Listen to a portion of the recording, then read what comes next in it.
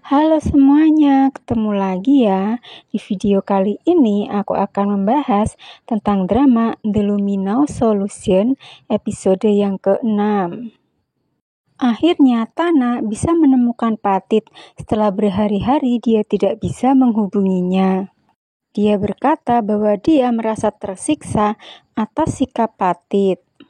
Lalu Patit berkata bahwa dia sudah melihat Tana bersama dengan laki-laki lain di basemen. Lalu Tana berkata bahwa dia hanya main-main saja. Tapi Patit berkata bahwa dia tidak bisa melupakannya dan merasa sakit hati. Berikutnya Mai pikirannya terlihat kacau karena harus mengikuti kedua orang tuanya untuk pindah. Lalu pada saat itu Mai berkata kepada Rio bahwa dia tidak menyukai laki-laki. Keesokan harinya Pak Guru bertanya kepada Rio karena Mai sudah beberapa hari tidak masuk sekolah.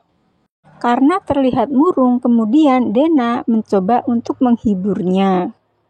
Berkali-kali Rio berusaha untuk menghubungi Mai, tetapi Mai tidak pernah mengangkat ponselnya. Berkali-kali tidak ada balasan, akhirnya Rio menghubungi Dena. Pada saat itulah Dena mengungkapkan perasaannya kepada Rio. Tetapi dia berkata bahwa dia menganggap Dena hanya sebagai temannya. Sampai di sini akhirnya terungkap ya bahwa Dena adalah orang yang selalu mengunci Mai di ruang loker. Berikutnya, Tana berkata kepada Time bahwa dia tidak akan menemuinya lagi karena Patit sudah mengetahui semuanya. Berikutnya, Rio mengirim pesan kepada Mai, tetapi Mai berkata bahwa dia tidak akan menemuinya lagi. Berikutnya, Rio menemukan kartu nama Cafe Misterius, di mana dia bisa membuat satu keinginan. Dia berharap agar Mai mencintainya selamanya.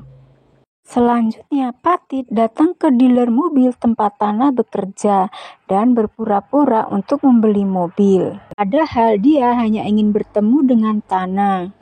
Dia memang sakit hati tetapi juga merindukan Tana. Patit berkata dia tidak bisa melupakan semuanya. Kemudian Tana membawa Patit ke Cafe Misterius agar Patit bisa membuat keinginan dan melupakan rasa sakit hatinya. Tapi pemilik kafe berkata bahwa dia sudah pernah mendapatkan keinginannya dan dia hanya memiliki satu kesempatan. Di sini akhirnya terungkap ya bahwa Rio adalah Patit pada saat kecil.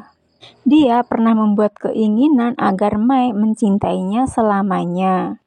Akhirnya Tana dan Patit sepakat untuk berpisah. Kemudian Tana kembali ke Cafe Misterius. Dan ternyata pemilik kafe berkata masih ada satu kesempatan lagi. Dia bisa mengambil alih kafe tersebut.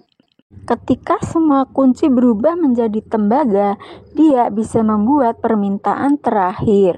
Pelanggan akan melupakan pemilik kafe, tetapi pemilik kafe mengingat mereka semua. Itulah kenapa pada saat Tana mengambil alih kafe, Tana mengingat tentang Patit, tetapi Patit sudah melupakannya. Sehingga mereka bisa memulainya dari awal lagi. Setelah kafe diambil alih oleh Tana, pemilik kafe sebelumnya akhirnya bisa mendapatkan satu keinginan terakhir. Keinginannya adalah bertemu dengan anaknya yang sudah lama dirindukannya. Plot twistnya membuat kita tertipu ya. Patit adalah Rio dan ternyata Mai adalah Tana.